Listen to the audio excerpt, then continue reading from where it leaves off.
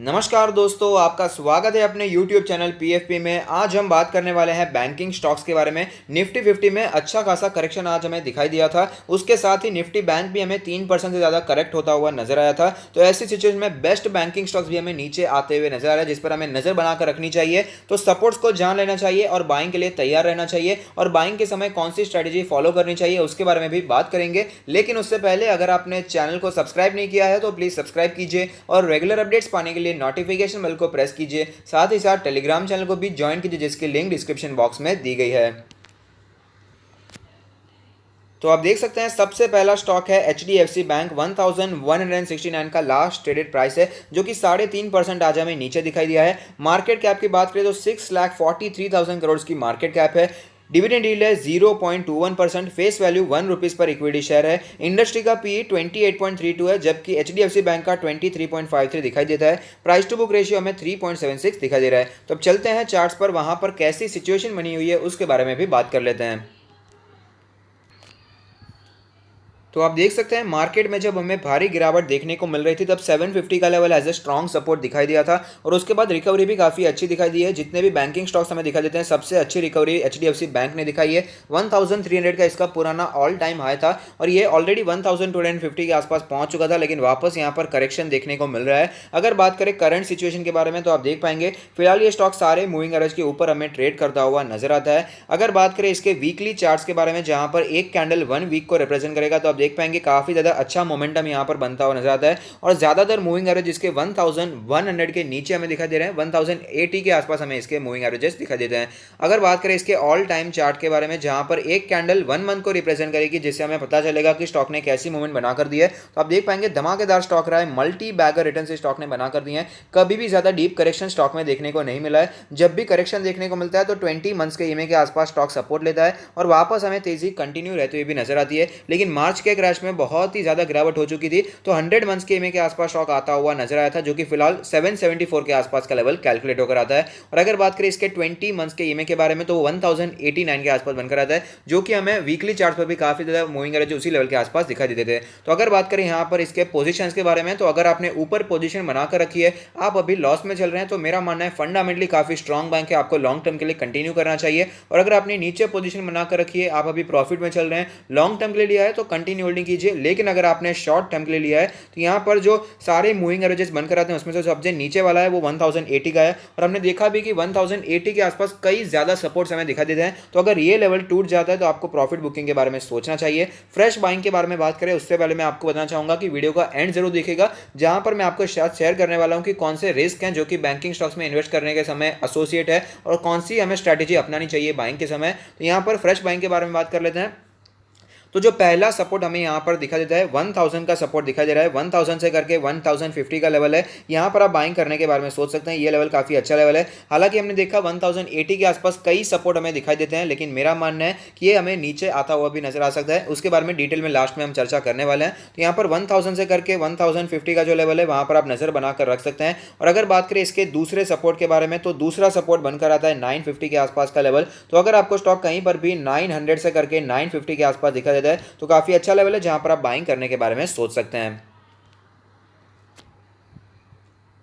Next stock है Kotak Mahindra bank. आप देख पाएंगे लास्ट ट्रेडेड प्राइस है 1309 रुपीज, जो कि हमें 3% से ज़्यादा की गिरावट आज दिखा चुका है। मार्केट कैप है 2,59,000 करोड़ के आसपास की। डिविडेंड यील्ड 0 दिखाई दे रही है। फेस वैल्यू ₹5 पर इक्विटी शेयर है। इंडस्ट्री का पी रेशियो 28.32 है। अगर बात करें कोटक महिंद्रा बैंक के पी रेशियो के बारे में, तो वो 44.45 स्टैंडअलोन बेसिस पे दिखाई देता है, और कॉन्सोलिडेटेड पर हमें 30.45 दिखाई दे रहा है। तो आप समझ सकते हैं वैल्यूएशन के बेसिस पे हमें ये महंगा दिखाई देता है। अगर बात करें इसके प्राइस टू बुक रेशियो के बारे में, तो 4.63 का stand alone price to book ratio है, और कंसोलिडेटेड में 3.5 का प्राइस टू बुक रेशियो दिखाई देता है। तो अब चलते हैं चार्ट्स पर, वहां पर कैसी सिचुएशन बनी हुई है उसके बारे में भी बात कर लेते हैं। तो आप देख सकते हैं कोटक महिंद्रा बैंक ने सपोर्ट लिया था 1000 के लेवल पर, जब मार्केट में भारी गिरावट देखने को मिली। उसके बाद ज्यादा रिकवरी स्टॉक नहीं दिखा पाया था। ऊपर तो गया था, 1500 के आसपास पहुंच गया था, लेकिन वापस गिरावट देखने को मिली, और एक ही रेंज में हमें ये ट्रेड करता हुआ नजर आता है। ज्यादा मूवमेंट हमें यहाँ पर देखने को नहीं मिल रही है। स्पेशली पिछले 2-3 महीनों से ज्यादा मूवमेंट यहाँ पर देखने को मिली ही नहीं है। और यहाँ पर इसका जो पुराना ऑल टाइम आया था वो 1750 के आसपास का था, और 1500 के आसपास पहुंचता था, इसे रेजिस्टेंस फेस करना पड़ता है, और स्टॉक वापस हमें नीचे आता हुआ नजर आता है। करंट सिचुएशन सिचुएशन के बारे में बात करें तो आप देख पाएंगे फिलहाल ये स्टॉक सारे मूविंग एवरेज के नीचे हमें ट्रेड करता हुआ नजर आ रहा है। अगर बात करें इसके वीकली चार्ट्स के बारे में जहां पर एक कैंडल 1 वीक को रिप्रेजेंट करेगा तो आप देख पाएंगे यहां पर भी सिर्फ और सिर्फ 200 वीक्स का मूविंग एवरेज ही बचा है, बाकी सारे मूविंग एवरेज के नीचे ट्रेड कर रहा है। 200 वीक्स का मूविंग एवरेज कैलकुलेट होकर आता है 1213 के आसपास का लेवल। ऑल टाइम चार्ट देखेंगे जहां पर एक कैंडल 1 मंथ को रिप्रेजेंट करेगा, जिससे हमें पता चलेगा स्टॉक ने कैसी मूवमेंट बना कर दी है। तो आप देख पाएंगे धमाकेदार स्टॉक रहा है, मल्टी बैगर रिटर्न से स्टॉक ने बना कर दिए हैं, कभी भी ज्यादा डीप करेक्शन देखने को नहीं मिला है, एक्सेप्ट 2008 में काफी ज्यादा यहां पर डीप करेक्शन देखने को मिला था, लेकिन सारा का सारा करेक्शन इसने यहां पर कवर कर लिया और स्टॉक ने अच्छे रिटर्न उसके बाद हमें बना कर दिए। तो जो कि बताते हैं कि काफी ज्यादा फंडामेंटली स्ट्रॉन्ग बैंक हमें ये दिखाई देता है। जनरली ये सपोर्ट लेता है अपने 20 मंथ्स के ईएमए के आसपास और वापस हमें ऊपर की जर्नी शुरू कर देता है, लेकिन स्टॉक में काफी ज्यादा गिरावट हो चुकी थी। तो यहां पर इसने सपोर्ट लिया था 100 मंथ्स के ईएमए के आसपास, उसके थोड़े से ऊपर सपोर्ट लिया था। 50 मंथ्स का ईएमए हमें टूटता हुआ नजर आया था। और अगर बात करें इसके फिलहाल की सिचुएशन के बारे में तो आप देख पाएंगे 20 मंथ्स का मूविंग एवरेज 1376 का लेवल है, जिसके नीचे स्टॉक ट्रेड कर रहा है। तो 50 मंथ्स का मूविंग एवरेज काफी ज्यादा इंपॉर्टेंट रहने वाला है, जो कि कैलकुलेट होकर आता है 1212 के आसपास का लेवल। और वीकली चार्ट पर भी देखा कि इसी लेवल के आसपास एक स्ट्रॉन्ग सपोर्ट हमें यहाँ पर दिखाई देता है। ऐसे में पोजीशंस के बारे में बात करें तो अगर आपने ऊपर पोजीशन बनाकर रखी है, आप अभी लॉस में चल रहे हैं, स्टॉक अच्छा है, फंडामेंटली स्ट्रॉन्ग है, लॉन्ग टर्म के लिए कंटिन्यू कर सकते हैं। नीचे पोजीशन बनाकर रखी है, प्रॉफिट में चल रहे हैं, लॉन्ग टर्म के लिए लिया है तो कंटिन्यू होल्डिंग कीजिए। लेकिन अगर आपने शॉर्ट टर्म के लिए लिया है तो जैसे कि हमने देखा सारे मूविंग एवरेज के नीचे ये ट्रेड कर रहा है, तो यहाँ पर आप प्रॉफिट बुकिंग करने के बारे में भी सोच सकते हैं। फ्रेश बाइंग के बारे में बात करें तो यहाँ पर फ्रेश बाइंग की अगर बात करें तो पहला सपोर्ट जो हमें दिखाई देता है वो है 1230 से करके 1280 के आसपास का लेवल। यहाँ पर आप नज़र बनाकर रख सकते हैं। आप देख पाएंगे काफ़ी बार इसी लेवल के आसपास स्टॉक ने सपोर्ट लिया है। 1230 के आसपास से 1280 का लेवल बहुत ही स्ट्रॉन्ग सपोर्ट की तरह हमें यहाँ पर दिखाई दिया है, तो इस लेवल पर आप बाइंग करने के बारे में सोच सकते हैं। अगर बात करें इसके दूसरे सपोर्ट के बारे में तो दूसरा सपोर्ट बनकर आता है 1150 से करके 1200 का लेवल, जहां पर आप बाइंग करने के बारे में सोच सकते हैं। तो ये दो लेवल काफी अच्छे लेवल है जहां पर आप बाइंग कर सकते हैं, इनिशिएट कर सकते हैं, इसे अपने पोर्टफोलियो में जगह दी जा सकती है। और अगर आप अपना पोर्टफोलियो हमसे रिव्यू करवाना चाहते हैं तो उसका लिंक भी हमने डिस्क्रिप्शन बॉक्स में दे दिया है। तीसरा स्टॉक जो हमें यहाँ पर दिखाई देता है वो है ICICI bank. Last traded price है 391 रुपीज़, जो कि हमें 3.88% की गिरावट पे मिल रहा है। अगर बात करें मार्केट कैप के बारे में तो 2,69,000 करोड़ की मार्केट कैप है। डिविडेंड यील्ड 0 दिखाई दे रहा है। फेस वैल्यू 2 रुपीज़ पर इक्विटी शेयर है। इंडस्ट्री का पी रेशियो 28.32 है, जबकि स्टैंडअलोन बेसिस पे 31.28 का हमें यहाँ पर पी रेशियो दिखाई देता है। और अगर बात करें कॉन्सोलिडेटेड बेसिस पर तो 26.51 का पी रेशियो है। प्राइस टू बुक रेशियो के बारे में बात करें तो यहाँ पर स्टैंडअलोन बेसिस पे 2.1 का प्राइस टू बुक रेशियो दिखाई देता है, जबकि कॉन्सोलिडेटेड बेसिस पे 1.9 का प्राइस टू बुक रेशियो दिखाई दे रहा है। तो अब चलते हैं चार्ट्स पर, वहाँ पर कैसी सिचुएशन बनी हुई है उसके बारे में भी बात कर लेते हैं। तो आप देख सकते हैं मार्केट में जब भारी गिरावट देखने को मिली थी तब आईसीआईसीआई बैंक ने 280 के लेवल के आसपास सपोर्ट लिया था और उसमें थोड़ी सी रिकवरी भी दिखाई थी, लेकिन ज़्यादा स्टॉक ऊपर जाता हुआ नजर नहीं आया था। एचडीएफसी बैंक को अगर हम छोड़ दें तो ज़्यादा रिकवरी कौन से भी बैंक में हमें देखने को मिली नहीं है, सब एक ही रेंज में हमें यहाँ पर फंसते हुए नजर आते हैं। आप देख पाएंगे 400 का इसका स्ट्रॉन्ग रेजिस्टेंस हमें दिखा देता है। जब भी उसके ऊपर जाता है स्टॉक तो वापस हमें यहाँ पर गिरावट देखने को मिल जाती है, और फिलहाल भी उसके ऊपर जाने की कोशिश कर रहा था लेकिन वापस यहाँ पर गिरावट देखने को मिल रही है। लेकिन एक अच्छी बात है कि स्टॉक फिलहाल अपने सारे मूविंग एवरेज के ऊपर ट्रेड करता हुआ नजर आता है। अगर बात करें इसके वीकली मूविंग एवरेजेस के बारे में तो आप देख पाएंगे फिलहाल स्टॉक अपने इंपॉर्टेंट सपोर्ट पे चल रहा है, जो कि है 50 वीक्स का मूविंग एवरेज और 100 वीक्स का मूविंग एवरेज, जो कि करंट मार्केट प्राइस पर ही दिखाई देते हैं। और अगर बात करें इसके 200 वीक्स के मूविंग एवरेज के बारे में जहां पर स्टॉक ने कई बार सपोर्ट लिया है तो ये लेवल दिखाई देता है 352 के आसपास का लेवल। अगर बात करें इसके ऑल टाइम चार्ट के बारे में जहां पर एक कैंडल 1 मंथ को रिप्रेजेंट करेगा, जिससे हमें पता चलेगा स्टॉक ने कैसी मूवमेंट बना कर दी है, तो ओवरऑल आप देख पाएंगे काफी अच्छी मूवमेंट देखने को मिल रही है। ओवरऑल स्टॉक हमें ऊपर जाता हुआ नजर आता है, लेकिन बीच में कई बार इसमें डीप करेक्शन हमें देखने को मिल जाते हैं। तो इसलिए यहाँ पर मेरा मानना है कि फर्स्ट प्रायोरिटी आपकी एचडीएफसी बैंक को होनी चाहिए,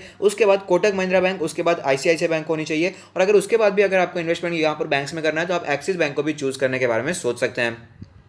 तो यहाँ पर स्टॉक जनरली सपोर्ट लेता है अपने 100 मंथ्स के ईएमए के आसपास, और आप देख पाएंगे जब मार्केट में क्रैश देखने को मिला तब भी 100 मंथ्स के आसपास ही इसने सपोर्ट लिया था और वापस थोड़ी सी रिकवरी भी दिखाई थी। लेकिन इसका जो 20 मंथ्स का मूविंग एवरेज बनकर आता है उसके आसपास बार बार ये रेजिस्टेंस फेस कर रहा है और वापस हमें गिरावट देखने को मिल रही है, और सपोर्ट की तरह हमें 50 मंथ्स का मूविंग एवरेज दिखाई देता है और वो लेवल कैलकुलेट होकर आता है 353 के आसपास का लेवल। और वीकली चार्ट पर भी यही सपोर्ट हमें बहुत ही ज़्यादा स्ट्रॉन्ग सपोर्ट दिखाई दिया था।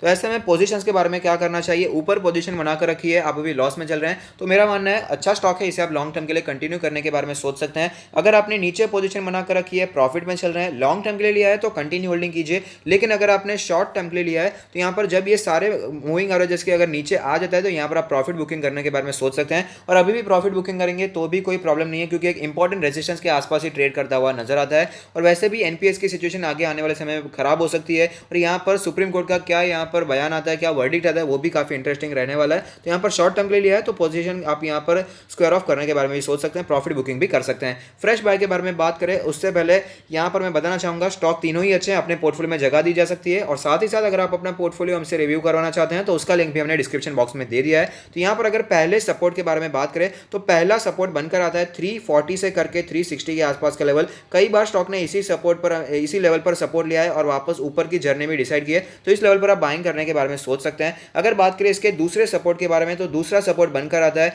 290 से करके 310 के आसपास का लेवल, यहां पर आप बाइंग करने के बारे में सोच सकते हैं। तो लेवल्स मैंने आपको तीनों स्टॉक्स के बता दिए हैं, लेकिन कौन से रिस्क एसोसिएट है वो भी मैं आपको बताना चाहूंगा। जैसे कि आपको बताया सुप्रीम कोर्ट ने यहाँ पर कहा है कि एनपीएस आपको डिक्लेयर नहीं करने हैं, बैंक्स को या एनबीएफसी को अभी तक परमिशन नहीं मिले कि आप एनपीएस को डिक्लेयर कर सकते हैं। तो ये फिलहाल हमें पता ही नहीं चलेगा कि कौन सी बैंक पर ज़्यादा प्रेशर हमें बनता हुआ नजर आएगा, और यहाँ पर आगे आने वाले क्वार्टर्स में हमें एक्चुअली पता चलेगा कि कौन सी बैंक पर ज़्यादा प्रेशर है और कहाँ पर हमें ज़्यादा एनपीएस की सिचुएशन देखने को मिल रही है। Q2 के जब रिजल्ट्स आएंगे तभी हमें एनपीएस में गिरावट देखने को मिल सकती है, क्योंकि परमिशन ही नहीं है बैंक्स को डिस्क्लोज करने की कि यहाँ पर इतने एनपीएस हैं, तो यहाँ पर डिस्क्लोज करने की परमिशन नहीं है, तो इसीलिए हमें यहाँ पर एनपीएस पता ही नहीं चलेंगे। तो आगे आने वाले जो Q3 और Q4 होंगे वो बैंक्स के लिए, एनबीएफसी के लिए काफ़ी ज़्यादा यहाँ पर प्रेशर में रह सकते हैं। तो ये एक बहुत ही बड़ा खतरा है।